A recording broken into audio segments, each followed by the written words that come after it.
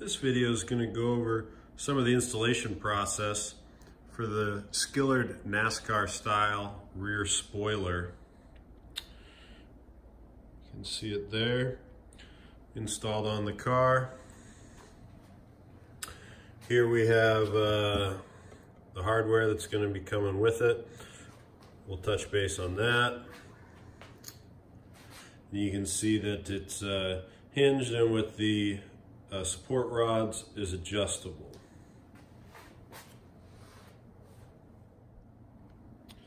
So the first step is going to be to install the hinges to the spoiler itself.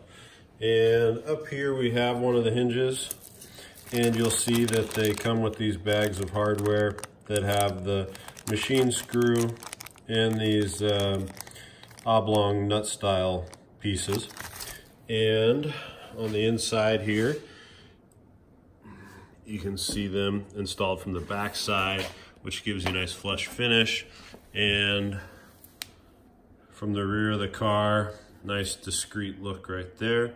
So after those are tightened in and you get all four hinges on, you're going to align it on the car and center it. So you're going to measure off of the edge to the edge of your hatch on both sides to get it evened up. So that way you know where to mark the holes where you're going to drill into the hatch. And so one of the things that you might be able to tell if I get this at the right angle is that this rear spoiler matches the slight bow that's on the rear of these cars for the 240, 260, and 280Z. So it has a slight dish in the middle, and did that intentionally because I think it looks better with the body lines of the car. And so what I did is I marked the outside, secured them, and then was able to pull this center back a little bit just to get a little bit of flex in here, so that way I could have that match the curve of the rear of the car. And after that's done, I'll show you the two ways that you can fasten this into the deck lid of the car. So one of the ways that you can fasten this to the car, which is the way I did it, I used which are supplied in the kit, these M5 stainless machine screws and riv nuts. So I drilled the holes for the appropriate size of the riv nut, used my riv nut tool, installed them, and then applied the M5 screws. You don't have to do it that way. There are additional screws and these nut pieces in this kit that you could just drill a hole and then hold the nut from the back side and tighten it in. I chose not to do that because it gets a little tight when you get down here close to the edge. If you're wondering how to access the back side, there's a deck lid plate that I'll show you in a minute on the underside that you would remove. But either way will work. One of the things that's coming with the kit also is a single-use tube of Loctite 242. This is not a permanent Loctite solution, so it can be removed. It's almost like turning the threads into a nylock, but I'd recommend putting them on all the threads on your hinges and on your support rods, just so it doesn't come loose over time.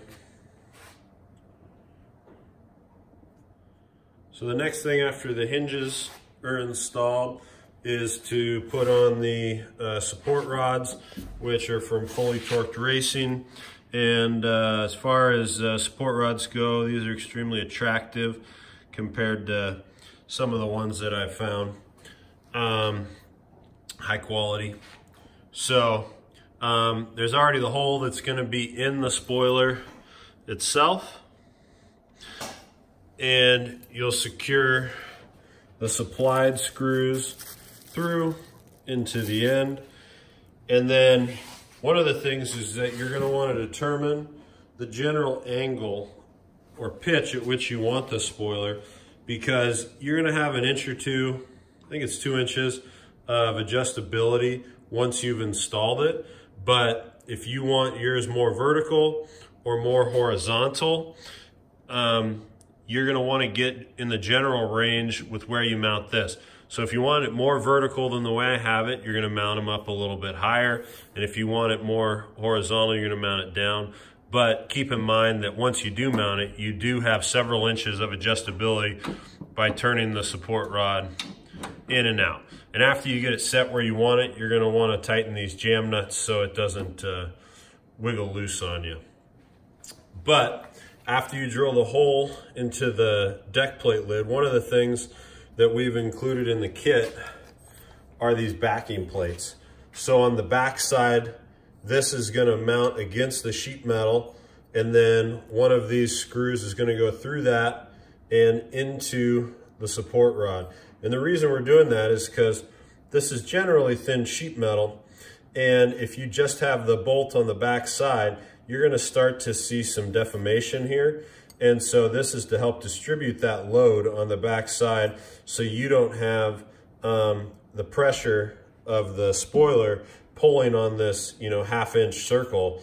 Instead, it's going to be pulling on these two plates on the back side.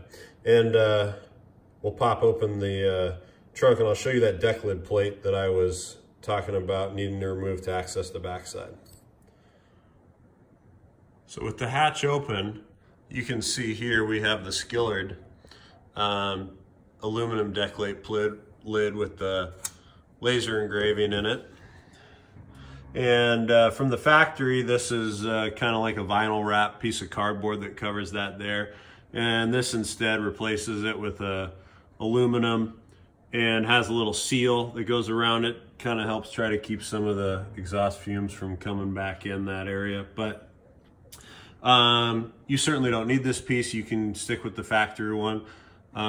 But you'll see the screws here. These screws get removed, this pulls off, and then you can access the backside to tighten the screws for the support rods.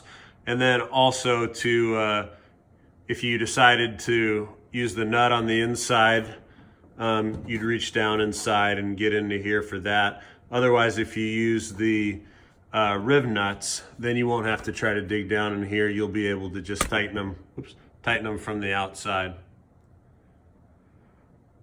And so this NASCAR style spoiler for the 240, 260, and 280Z are available at Skillard.com.